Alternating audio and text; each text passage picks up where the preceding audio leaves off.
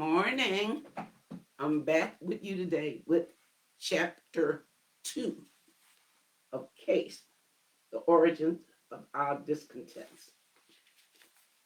Okay, title chapter 2 is An Old House and an Infrared Light. The inspector trained his infrared lens into a misshapen bow in the ceiling, an invisible beam of light searching the layers of lab to test what the eye could not see. This house had been built generations ago, and I had noticed the slightest welt in the corner of plaster in the spare bedroom and had chalked it up to idiosyncrasy.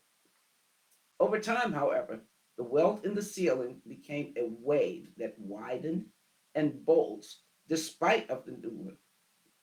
It had been building beyond perception for years. An old house is its own kind of devotional, a dowager aunt with a story to be coaxed out of her, a mystery, a series of interlocking puzzles awaiting a solution. Why is this soffit tucked into the southeast corner of an eave? What is behind this discolored patch of brick? With an old house, the work is never done, and you don't expect it to be. I'm a witness to that. America is an old house. We can never declare the work over. Wind, flood, drought, and human upheavals batter a structure that is already fighting whatever flaws were left unattended in the original foundation. When you live in an old house, you may not want to go into the basement after a storm to see what the rains have wrought. Choose not to look, however, at your own peril. The owner of an old house knows that whatever you are ignoring will never go away. Whatever is lurking will fester whether you choose to look at it or not. Ignorance is no protection from the consequences of inaction. Whatever you are wishing to go away will gnaw at you until you gather the courage to face what you would rather not see. We in the developed world are like homeowners who inherited a house on a piece of land that is beautiful on the outside, but whose soil is unstable loam and rock, heaving and contracting over generations. Cracks patch, but the deeper ruptures waved away for decades, even centuries. Many people may rightly say, I had nothing to do with how this all started. I have nothing to do with the sins of the past. My ancestors never attacked indigenous people. They never owned slaves. And yes, not one of us was here when the house was built. Our immediate ancestors may have had nothing to do with it. But here we are, the current occupants of a property with stress cracks and bowed walls and fissures built into the foundation. We are the heirs to whatever is right or wrong with it. We did not erect the uneven pillars or joists, but they are ours to deal with right now. And any further deterioration is, in fact, on our hands. Unaddressed, folks, the ruptures and diagonal cracks will not fix themselves. The toxins will not go away, but rather will spread, leach, and mutate, as they already have. When people live in an old house, they come to adjust to the idiosyncrasies and outright dangers skulking in an old structure. They put buckets under wet ceilings, prop up groaning floors, learn to step over that rotting wood tread in the staircase. The awkward becomes acceptable, and the unacceptable becomes merely inconvenient. Live with it long enough, and the unthinkable becomes normal. Exposed over the generations, we learn to believe that the incomprehensible is the way that life is supposed to be. The inspector was facing the mystery of this mishap. And so he first held a sensor to the surface to detect whether or not it was damp. The reading was inconclusive. He then put out the infrared camera to take a kind of x ray of whatever was going on, The idea being that you cannot fix a problem until and unless you can see it. But now see past the plaster, beyond what had been wallpapered or painted over, as we now are called upon to do in the house we all live in, to examine a structure built long ago. Like other old houses, America has an unseen skeleton, a case system that is as central to its operation as are the studs and joists that we cannot see in the physical buildings we call home. Case is the infrastructure of our divisions. It is the architecture of human hierarchy, the subconscious code of instructions for maintaining, in our case, a 400-year-old social order. Looking at case is like looking the country's x-ray up to, or excuse me, it's like holding the country's x-ray up to the light. A case system is an artificial construction, a fixed and embedded ranking of human value that sets the presumed supremacy of one group against the presumed inferiority of other groups on the basis of ancestry and often immutable traits, traits that would be neutral in the abstract but are ascribed life and death meaning in the hierarchy favoring the dominant case whose forebears designed it.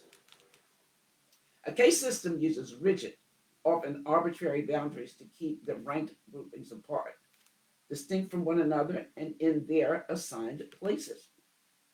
Throughout human history, three case systems have stood out.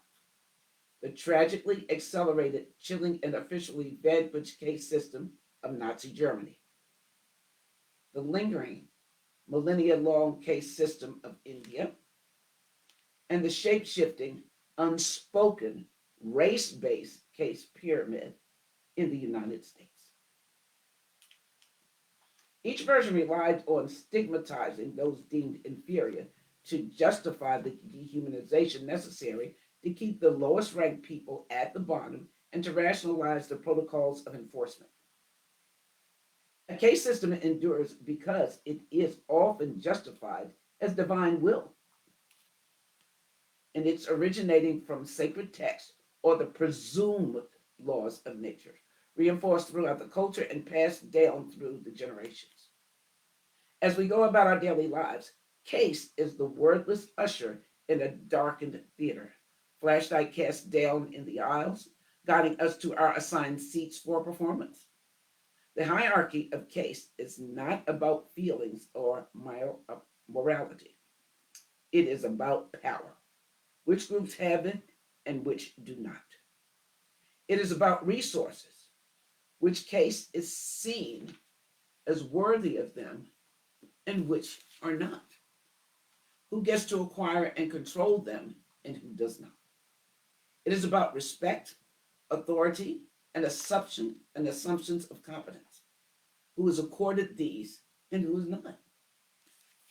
As a means of assigning value to entire swaths of humankind, case guides each of us beyond the reaches of our awareness.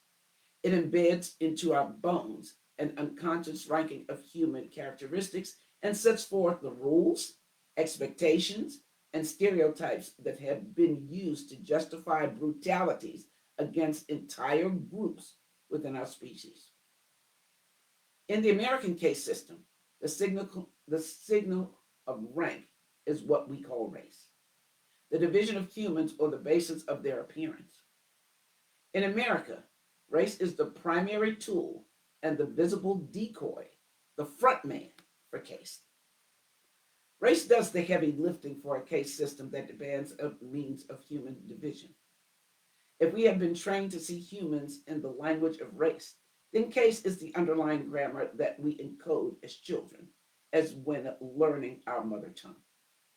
Case, like grammar, becomes an invisible guide not only to how we speak, but to how we process information, the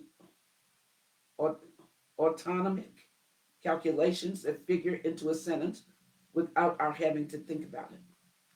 Many of us have never taken a class in grammar, yet we know in our bones that a transitive verb takes a subject, that a subject needs a predicate, We know without thinking the difference between third person singular and third person plural. We may mention, quote, race, referring to people as black or white or Latino or Asian or indigenous, when that lies beneath each label, when what lies beneath each label is centuries of history and assigning of assumptions and values to physical features in the structure of human hierarchy. What people look like, or rather, the race they have been assigned or are perceived to belong to, is the visible cue to their case. It is the historic flashcard to the public of how they are to be treated, where they are expected to live, what kinds of positions they are expected to hold, whether they belong in this section of town or that seat in the boardroom, whether they should be expected to speak with authority or on this or that subject, whether they will be administered pain relief in a hospital, whether their neighborhood is likely to join a toxic waste site or to have contamination water flowing from their taps, whether they are more or less likely to survive childbirth in the most advanced nation in the world, and whether they may be shot by authorities with impunity. We know that the letters of the alphabet are neutral and meaningless unless they are combined to make a word which itself has no significance until it is inserted into a sentence and interpreted by those who speak it. In the same way that black and white were applied to people who were literally neither, but rather gradations of brown and beige and ivory, the case system sets people at poles from one another and attaches meaning to the extremes and to the gradations in between, and then reinforces those meanings, replicates them into the roles each case was, and is assigned and permitted or required to perform. Case and the race are neither synonymous nor mutually exclusive. They can and do coexist in the same culture and serve to reinforce each other. Race in the United States is the visible agent of the unseen force of case. Case is the bones, race, and skin. Race is what we can see, the physical traits that have been given arbitrary meaning and become shorthand for who a person is. Case is a powerful infrastructure that holds each group in its place. Case is fixed and rigid. Race is fluid and superficial, subject to periodic redefinition to meet the needs of the dominant case in what is now the United States. While the requirements to qualify as white have changed over the century, the fact of a dominant case has remained constant from its inception. Whoever fit the definition of white, and whatever point in history, was granted the legal rights and privileges of the dominant case. Perhaps more critically and tragically, at the other end of the ladder, the subordinate case, too, has been fixed from the beginning as the psychological floor beneath which all other case cannot fall. Thus, we are all born into a silent war game, centuries old, enlisted in teams not of our own choosing. The side to which we are assigned in the American system of categorizing people is proclaimed by the team uniform that each case wears, signaling our presumed worth and potential that any of us manages to create abiding connections across these manufactured divisions is a testament to the beauty of the human spirit. The use of inherited physical characteristics to differentiate inner abilities and group value may be the cleverest way that a culture has ever devised to manage and maintain a caste system.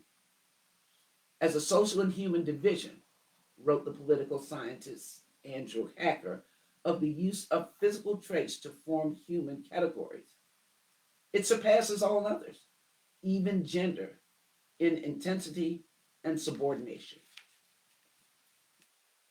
Chapter 3.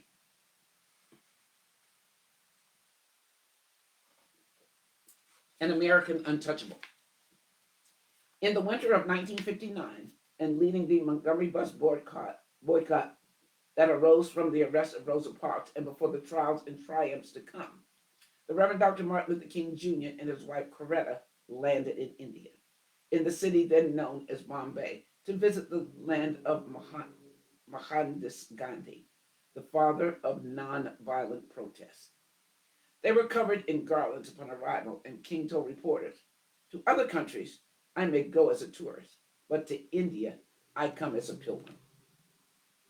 He had long dreamed of going to India, and they stayed an entire month at the invitation of Prime Minister Jawaharlal Nehru. The king wanted to see for himself the place whose fight for freedom from British rule had inspired his fight for justice in America. He wanted to see the so-called untouchables, the lowest caste in the ancient Indian caste system, whom he had read of and had sympathy for, but who had still been left behind after India gained its independence the decade before. He discovered that people in India had been following the trials of his own oppressed people in America, knew of the bus boycott, and they knew of the bus boycott he had led. Wherever he went, the people in the streets of Bombay and New Delhi crowded around him for an autograph. One afternoon, the Reverend Dr. King and his wife journeyed to the southern tip of the country, to the town called Trivandrum in the state of Kerala, and visited with high school students whose families had been untouchables. The principal made the introduction. "Young people," he said, "I would like to present to you a fellow untouchable from the United States of America." King was floored. He had not expected that term to be applied to him. He was, in fact, put off by it at first. He had flown in from another continent, had dined with the prime minister. He did not see the connection, did not see what the Indian caste system had to do directly with him. He did not immediately see why the lowest caste people in India would view him, an American black man and a distinguished visitor, as low caste like themselves, to see him as one of them. "For a moment," he wrote, "I was a bit shocked and peeved that I would be referred to as an untouchable." Then he began to think about the reality of the lives of the people he was fighting for.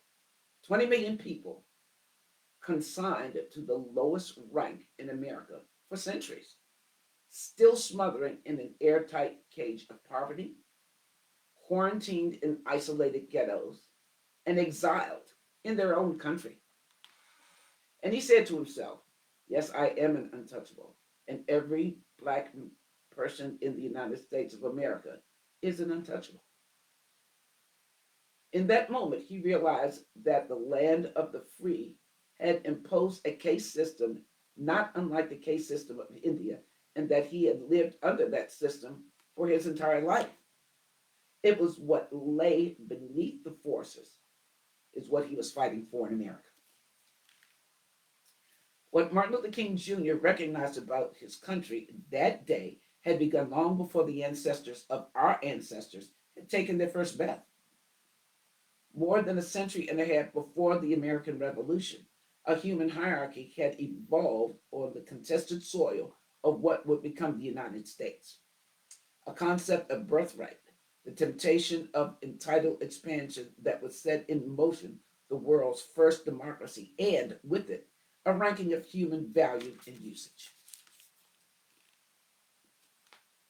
It would twist the minds of men as greed and self-reverence eclipsed human conscience to take the land and human bodies that the conquering men convinced themselves they had a right to. If they were to convert this wilderness and civilize it to their liking, they decided they would need to conquer, enslave, or remove the people already on it and transport those they deemed lesser beings to tame and work the land to extract the wealth that lay in the rich soil and in the shorelines.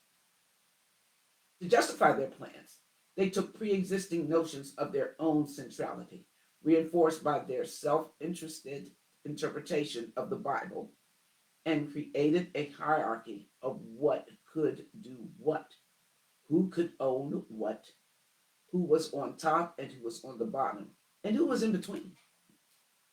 There emerged a ladder of humanity, global in nature, as the upper rung people would descend from Europe with rungs inside that designation. The English Protestants at the very top, as their guns and resources would ultimately prevail in the bloody fight over North America. Everyone else would rank in descending order on the basis of their proximity to those deemed most superior. The ranking would continue downward until one arrived at the very bottom. African captives, transported to build the new world and to serve the victors for all their days, one generation after the next, for 12 generations. There developed a caste system based upon what people looked like, an internalized ranking, unspoken, unnamed, unacknowledged by everyday citizens, even as they go about their lives adhering to it and acting upon it subconsciously to this day. Just as the studs and joists and beams that form the infrastructure of the building are not visible to those who live in it, so it is the caste system. Its very in its very invisibility is what gives it power and longevity. And though it may move in and out of consciousness, though it may flare and reassert itself in times of upheaval and recede in times of relative calm, it is an ever present through line in the country's operation. Haste is not a term often applied to the United States. It is considered the language of Indian and feudal Europe. But some apologists and scholars of race in America have made use of the term for decades. Before the modern era, one of the earliest Americans to take up the idea of caste was the antebellum of abolitionist and U.S. Senator Charles Sumner as he fought against segregation in the North.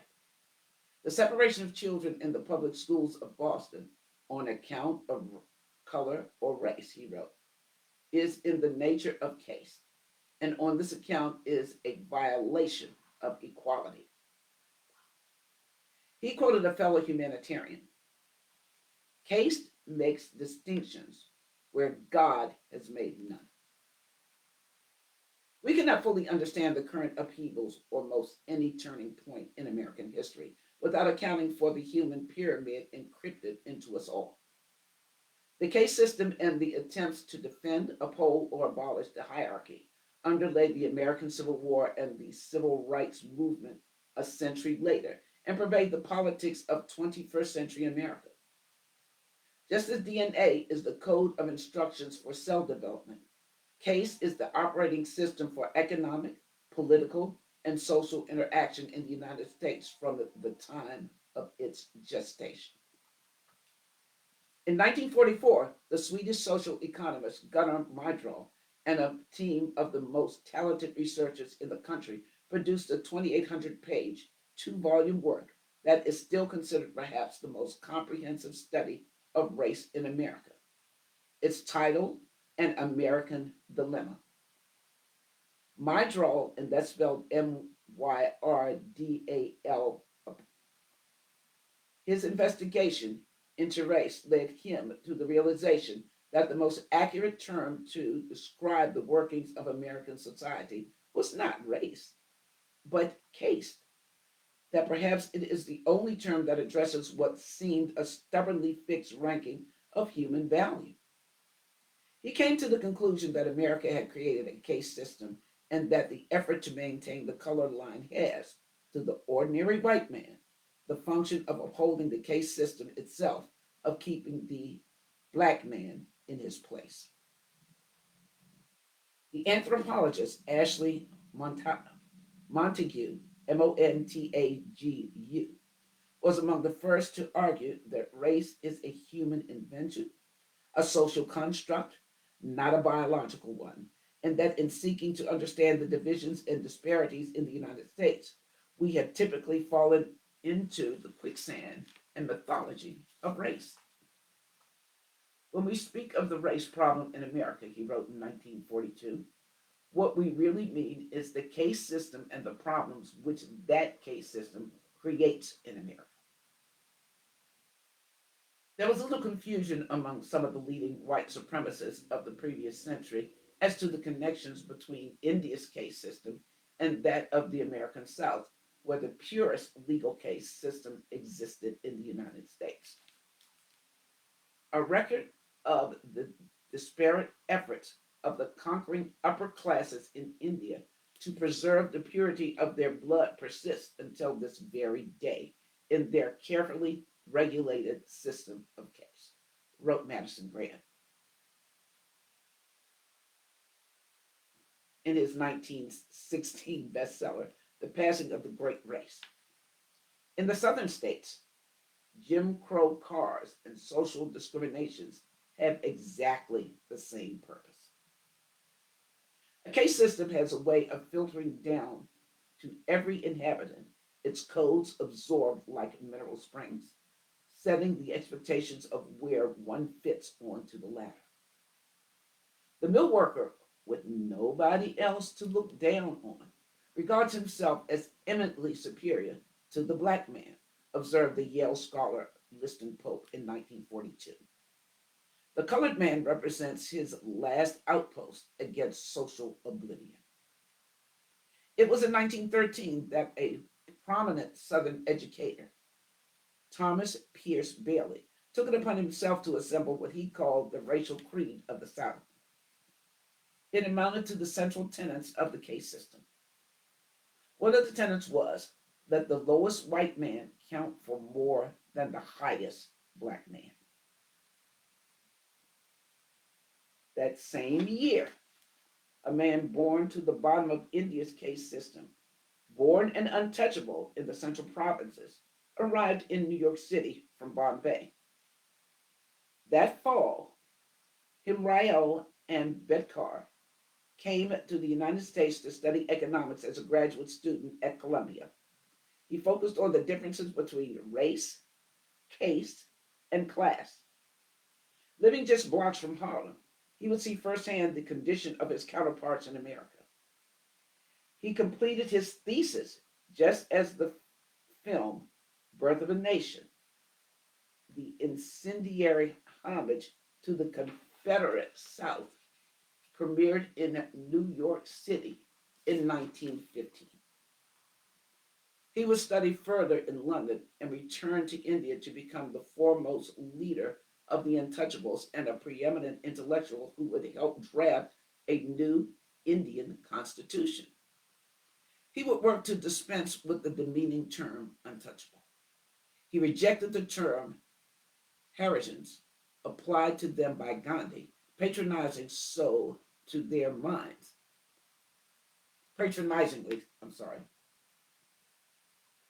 He rejected the term Harijans applied to them by Gandhi, patronizingly so to their minds. He spoke of his people as Dalits, meaning broken people, which, due to the caste system, they were. It's hard to know what effect his exposure to the social order in America had on him personally, but over the years, he paid close attention, as did many Dalits, to the subordinate caste in America. Indians had long been aware of the plight of enslaved Africans and of their descendants in the pre-Civil War United States. Back in the 1870s, after the end of slavery and during the brief window of black advancement known as Reconstruction, an Indian social reformer named Jyotiba Phule found inspiration in the abolitionists. He expressed hope that my countrymen would take their noble example as their guide. Many decades later, in the summer of 1946, acting on news that black Americans were petitioning the United States for protection as minorities, Ambedkar reached out to the best known African American intellectual of the day. That's W.E.B. Du Bois. He told Du Bois that he had been a student of the Negro problem from across the oceans and recognized their common fates. There's so much similarity between the position of the untouchables in India and of the position of black people in America, Ambedkar wrote to Du Bois, that the study of the latter is not only natural, but it is necessary. Du Bois wrote back to Ambedkar to say that he was indeed familiar with him and that he had every sympathy with the untouchables in India. It had been Du Bois who seemed to have spoken for the marginalized in both countries as he identified the double consciousness of their existence. And it was Du Bois who, decades before, had invoked an Indian concept in channeling the bitter cry of his people in America. Why did God make me an outcast and a stranger in my own house? I embarked upon this book with a similar desire to reach out across the oceans to better understand how all of this began in the United States. The assigning of meaning to unchangeable physical characteristics, the pyramid passed down through the centuries that defines and directs politics and policies and personal interactions. What are the origins and workings of the hierarchy that intrudes upon the daily life and life chances of every American? That intruded upon my own life very disturbingly and with regularity and with consequences. I began investigating the American case system after nearly 2 decades of examining the history of the Jim Crow South, the legal case system that grew out of enslavement and lasted into the early 1970s, within the lifespans of many current day Americans. I discovered, while working on my book, The Warmth of Other Suns, that I was not writing about geography and relocation, but about the American case system, an artificial hierarchy in which most everything that you could and could not do was based upon what you looked like and that manifested itself north and south. I've been writing about a stigmatized people, 6 million of them, who were seeking freedom from the caste system in the South, only to discover that the hierarchy followed them wherever they went, much in the way that the shadow of caste, I would soon discover, follows Indians in their own global diaspora. For this book, I wanted to understand the origins and evolution of classifying and elevating one group of people over another, and the consequences of doing so to the presumed beneficiaries and to those targeted as beneath them. Moving about the world as a living, breathing case experiment myself, I wanted to understand the hierarchies that I and many millions of others have had to navigate to pursue our work and our dreams.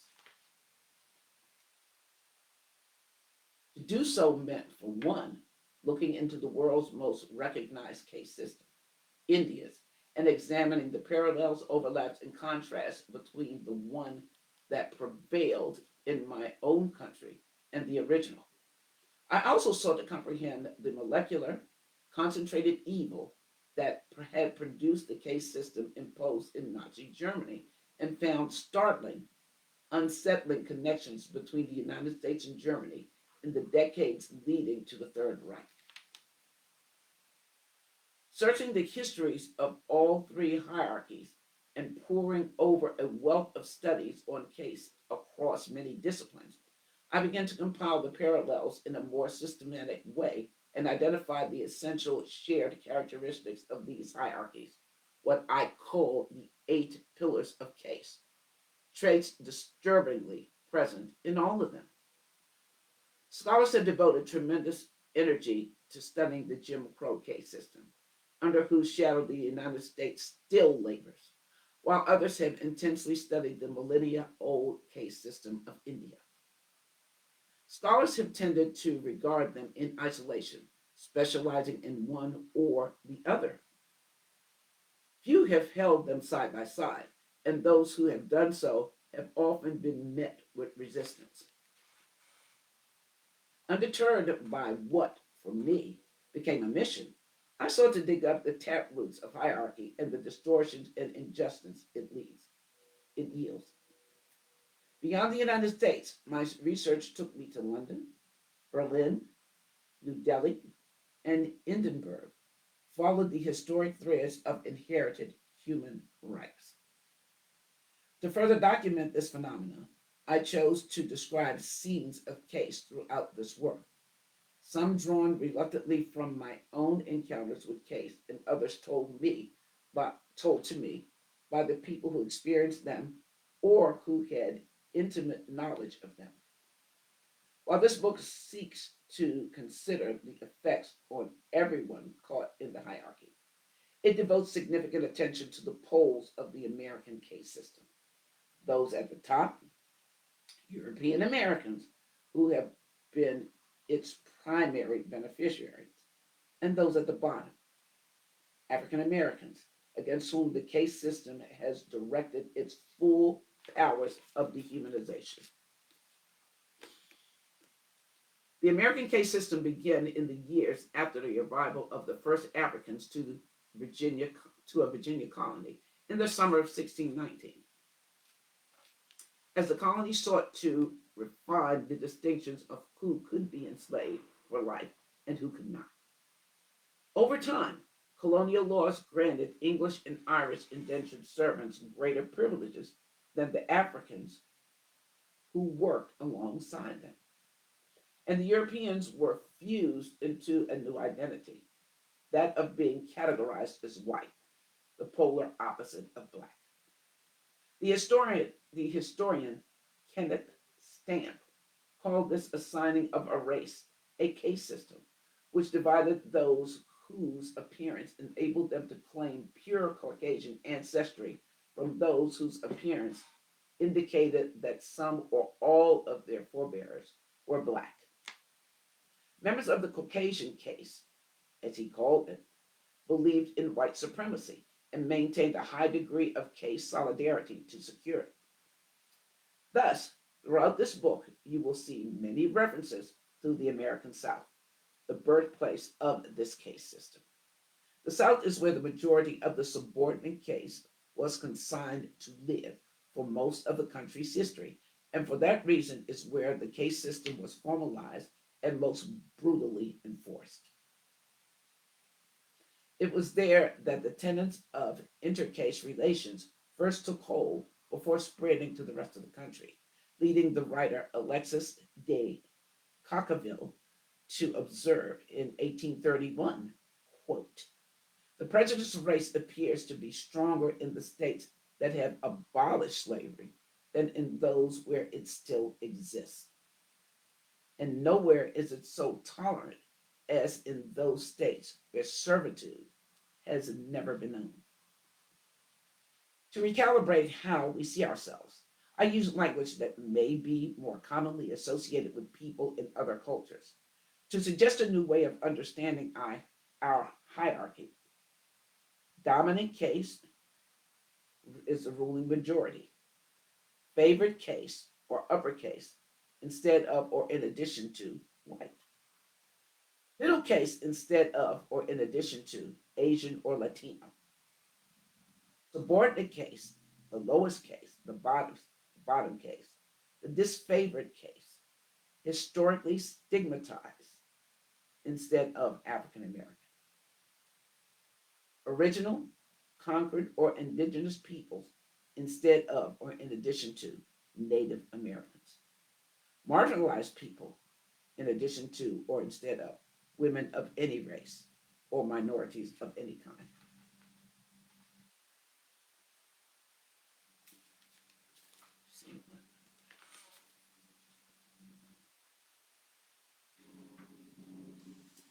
Some of this may sound like a foreign language. In some ways, it is, and it is meant to be. Because to truly understand America, we must open our eyes to the hidden work of caste system and has gone unnamed but prevails among us to our collective detriment to see that we have more in common with each other and with cultures that we might otherwise dismiss, and to summon the courage to consider that therein may lie the answers. In embarking upon this work, I devoured books about caste in India and in the United States. Anything with the word caste in it lit up my neurons. I discovered kindred spirits from the past, sociologists, anthropologists, ethnographers, and writers, whose work carried me through time and across generations. Many had labored against the tide, and I felt that I was carrying on a tradition and was not walking alone. In the midst of the research, word of my inquiries spread to some Indian scholars of caste based here in America. They invited me to speak at an inaugural conference on caste and race at the University of Massachusetts in Amherst, the town where W.E.B. Du Bois' papers are kept. There, I told the audience that I had written a 600-page book about the Jim Crow era in the American South, the time of naked white supremacy, but that the word racism did not appear anywhere in the narrative. I told them that after spending 15 years studying the topic and hearing the testimony of the survivors of the era, I realized that the term was insufficient. Case was the more accurate term, and I set out to them the reasons why. They were both stunned and heartened. The plates of Indian food kindly set before me at the reception thereafter said cold, due to the press of questions and the sharing that went on that particular night. At a closing ceremony that I had not been made aware of ahead of time, the host presented me a bronze colored bust of the patron saint of the lowborn of India, Himrao Ambedkar, the Dalit leader who had written to Du Bois all those decades before. It felt like an initiation into a case to which I had somehow always belonged. Over and over, they shared scenarios of what they had endured, and I responded in personal recognition, as if even to anticipate some particular turn or outcome. To their astonishment, I began to be able to tell who was highborn and who was lowborn among the Indian people among us, not from what they looked like, as one might in the United States, but on the basis of the universal human response to hierarchy. In the case of an upper caste person, an inescapable certitude in bearing, demeanor, behavior, and a visible expectation of centrality. After one session, I went up to a woman presenter whose case I had ascertained from observing her interactions. I noticed that she had reflexively stood over the Dalit speaker and had taken it upon herself to explain what the Dalit woman had just said or meant, to take a position of authority as if by second nature, perhaps, without even realizing it. We chatted a bit, and then I said to her, I believe you must be uppercase, are you not? She looked crestfallen. How did you know? She said. I try hard. We talked for what seemed an hour or more, and I could see the effort it took to manage the unconscious signals of encoded superiority, the presence of mind necessary to counteract the programming of case. I could see how hard it was even for someone committed to healing the case divide, who was, as it turned out, married to a man from the subordinate case and who was deeply invested in egalitarian ideals. On the way home, I was snapped back to my own world when airport security flagged my suitcase for inspection. The TSA worker happened to be an African American who looked to be in his early 20s. He strapped on latex gloves to begin his work. He dug through my suitcase and excavated a small box, unwrapped and folds of paper, and held it in the palm, the bust of the Ambedkar that I had been given. This is what came up on the x-ray, he said. It was heavy like a paperweight. He turned it upside down and inspected it from all sides. his gaze lingering at the bottom of it. He seemed concerned that something might be inside. I have to swipe it, he warned me. He came back after some time and declared it was okay, and I could continue with it on my journey. He looked at the bespectacled face with the receding hairline and steadfast expression and seemed to wonder why I would be carrying what looked like a totem from another culture. So who is this? He asked. The name Ambedkar alone would not have registered. I had learned of him myself only the year before, and there was no time to explain the parallel caste system. So I blurted out what seemed to make the most sense. Oh, I said, this is the Martin Luther King of India. Pretty cool, he said, satisfied now and seemingly a little proud. He then wrapped Ambedkar back up as if he were king himself and set him back down gently into the suitcase.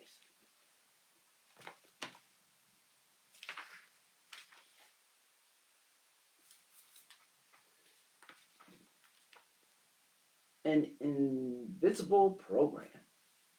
This is the takeaways that the author seems to have made from these two chapters. In the imagination of two late 20th century filmmakers, an unseen force of artificial intelligence had overtaken the human species, has managed to control humans in an alternate reality in which everything one sees, feels, hears, tastes, smells, and touches is in actuality a program. Mm. There are programs within programs, and humans become not just programmed, but are in danger of, and in fact, well on their way to becoming nothing more than programs. What is reality and what is a program morph into one thing. The interlocking program passes for life itself. The great quest in the film series, The Matrix, involves those humans who awaken to this realization as they search for a way to escape their entrapment. Those who accept their programming get to lead deadened surface lives enslaved to a semblance of reality. They're captives, safe on the surface, as long as they are unaware of their captivity. Perhaps it is the unthinking acquiescence, the blindness to one's imprisonment, that is the most effective way for human beings to remain captive. People who do not know that they are captive will not resist the bondage. But those who are, but those who awaken to their captivity threaten the hum of the matrix.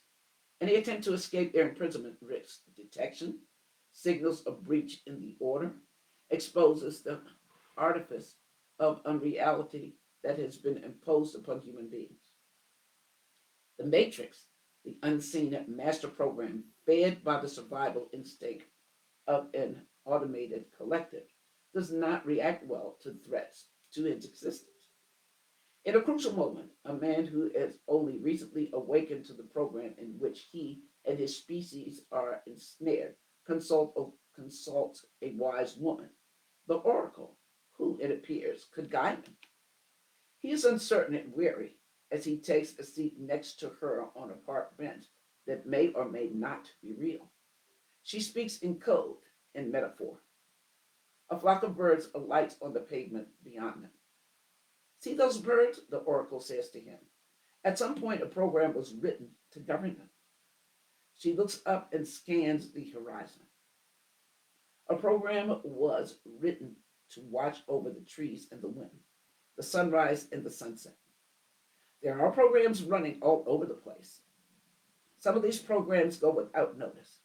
So perfectly attuned they are to their task, so deeply embedded in the drone of existence. The ones doing their job, she tells him, doing what they were meant to do, are invisible. You never even know they were here. So too with the case system as it goes about its work in silence. The string of a puppet master unseen by those whose subconscious it directs. Its instructions an intravenous drip to the mind. Case is the guise of normalcy. Injustice looking just, atrocities looking unavoidable to keep the machinery humming. The matrix of case as a facsimile for life itself, and whose purpose is maintaining the primacy of those hoarding and holding tight power.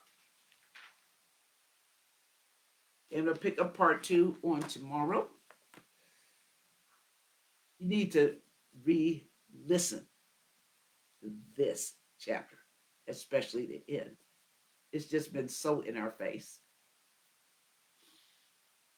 AI, Facebook, Instagram, anything as a distraction, anything so you won't have human contact and really can't assess what's going on. So I'll be back tomorrow. 8:21, I'm out.